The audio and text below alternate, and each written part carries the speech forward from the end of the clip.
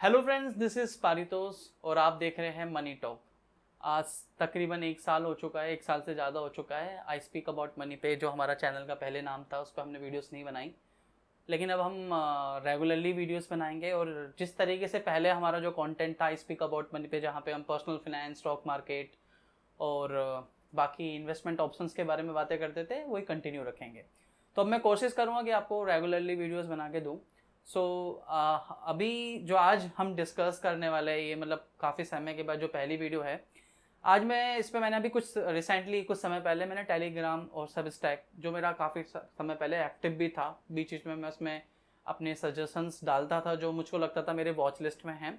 तो मैंने रिसेंटली एक लिस्ट डाली थी अपने एल्गोरिदम के बेसिस पे। अगर आपने मेरी पुरानी वीडियोस देखी होगी तो मैं एक एल्गोरिदम फॉलो करता हूँ, और उस एल्गोरिदम के बेसिस पे मैं स्विंग ट्रेड और पोजिशनल ट्रेड्स लेने के लिए वो मेरी काफ़ी मदद करता है।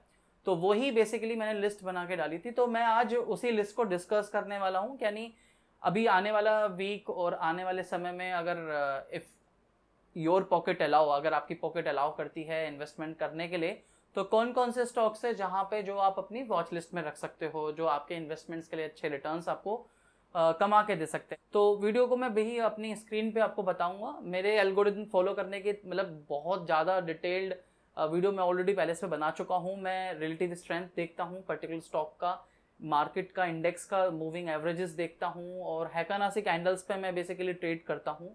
और साथ में मैं मूविंग एवरेजेस के बैंड, जो कि हायर हाइस और हायर लॉस के होते हैं, उनके बेसिस पे मैं ट्रेड सेटअप करता हूँ। तो गाइज अभी हम अपने एमी ब्रोकर पे सिस्टम पे है, और मैंने पुरानी वीडियोस में वैसे बताया हुआ है। यहाँ पे हम हैकानासी कैंडल्स का पूरा एल्गोरिथम सेटअप किया हुआ है मैंने।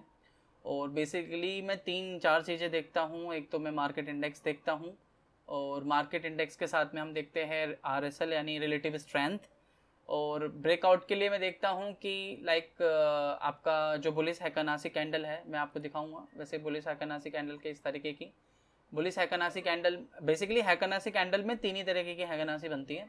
या तो आपकी बनेगी लाइक जैसे कि यहाँ पे आप देखोगे तो ये आपका बुलिश हैकानासी है, या फिर डोजी काइंड ऑफ हैकानासी बनेगी, या फिर आपका बनेगा ये बियरिश हैकानासी। तो 3 ही तरीके की, इसी वजह से मैं हैकानासी कैंडल पे ट्रेड लेना पसंद करता हूँ।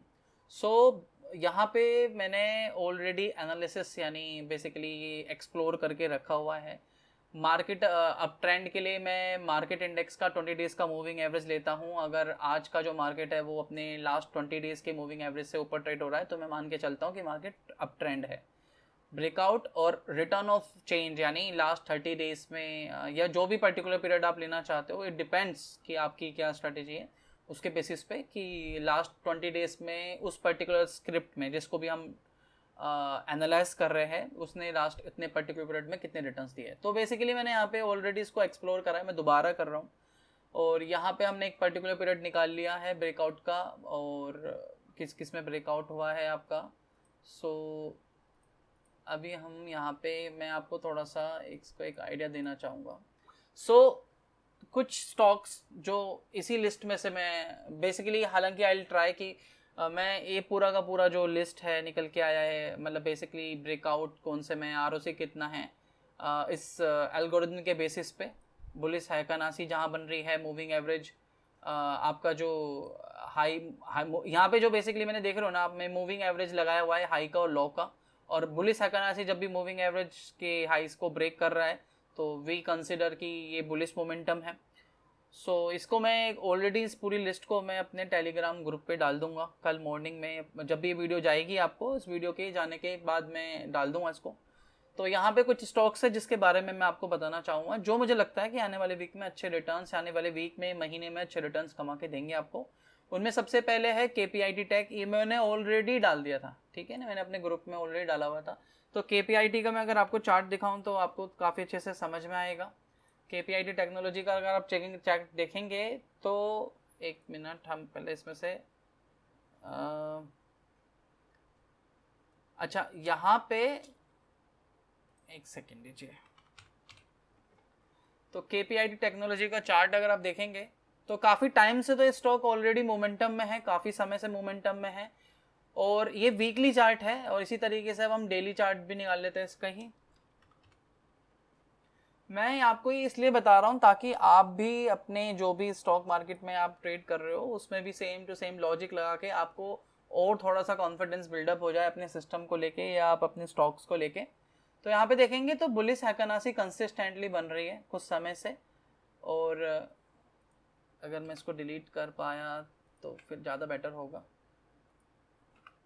तो ये यहाँ पे आप देखेंगे कंसिस्टेंटली यहाँ पे क्या हो रहा है कि पहले तो यहाँ पे ये हमारा डोजी काइंड ऑफ हैकनासी बन रहा है, और उसके बाद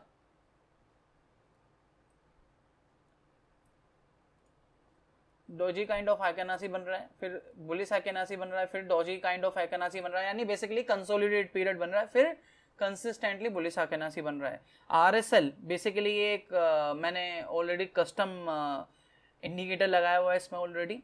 तो ये आरएसएल बेसिकली क्या होता है, रिलेटिव स्ट्रेंथ। अगर आप इसे मार्केट इंडेक्स से कंपेयर करते हैं तो लास्ट 20 डेज का पीरियड लिया हुआ है हमने। तो कंसिस्टेंटली ये बुलिश मोमेंटम में है, बुलिश हैकनासी बन रही है, सिस्टम भी हमको अलाउ कर रहा है। तो केपीआईटी टेक, और दूसरा रीजन मैं भी आपको बताऊंगा थोड़ा सा कि क्यों आईटी सेक्टर इस समय अच्छे मोमेंटम में है। तो केपीआईटी आप अपनी रडार पे रखो, अपनी वॉच लिस्ट में रखो। दूसरा नाम मैं एक और बताना चाहूँगा आपको, कल्याण ज्वेलर्स। कल्याण ज्वेलर्स का भी चार्ट देखते हैं हम एक बार अभी। तो कल्याण ज्वेलर्स का भी चार्ट देखेंगे तो सेम बुलिश हैकनासी बन रही है कंसिस्टेंटली।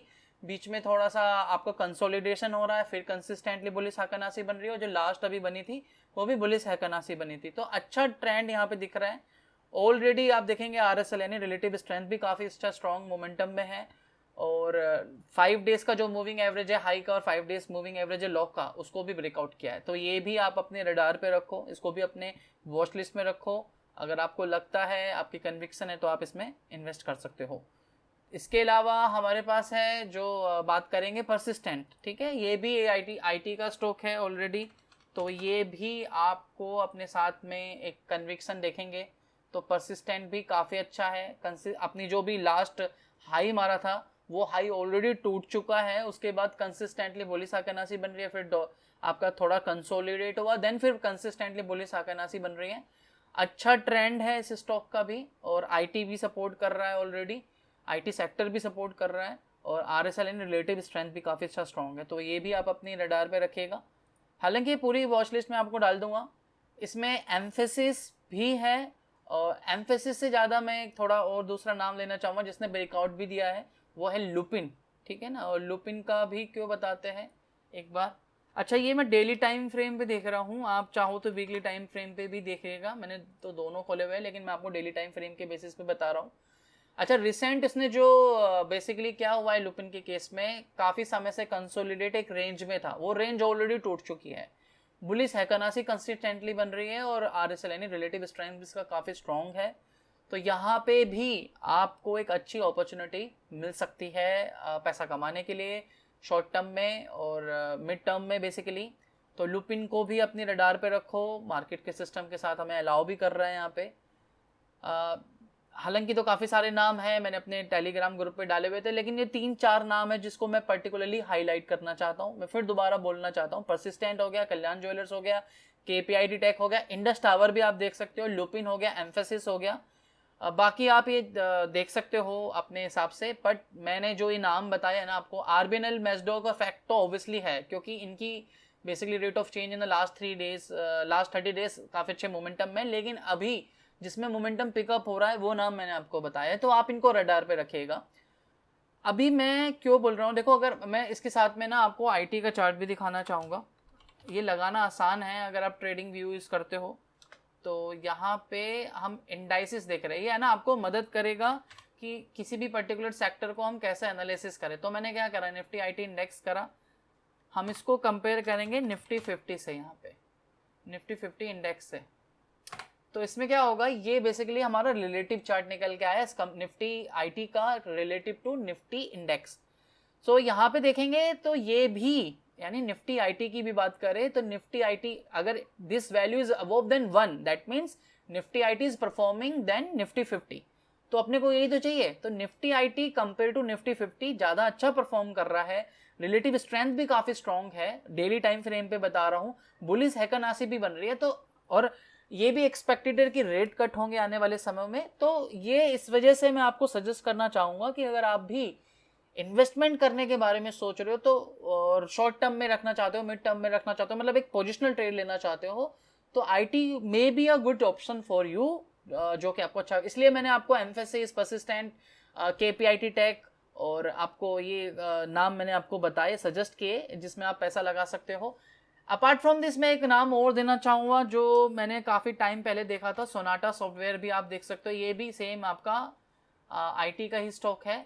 इसमें भी आप एक बार देखिएगा, तो इसको भी अपनी रडार पे रखिएगा। काफ़ी समय के बाद ये पिकअप हुआ है और उम्मीद है कि अपनी जो भी इसकी हाई बनी थी उसको तो कम से कम ब्रेक करने की कोशिश करेगा। तो यहाँ पे भी एक अच्छा स्ट्रॉन्ग मोमेंटम में आप पैसा कमा सकते हो, लेकिन ये आप अपनी रडार पे रखिएगा, अपनी वॉच लिस्ट में रखेगा। जो नाम मैंने आपको बताया है इस लिस्ट में से अपने एल्गोरिथम के बेसिस पे, वो आप अपने वो मैं बेसिकली अपने ग्रुप में डालूंगा। अच्छा, मैंने यहाँ पे निफ्टी मिड कैप 150 की स्टॉक लिस्ट ली है मैंने।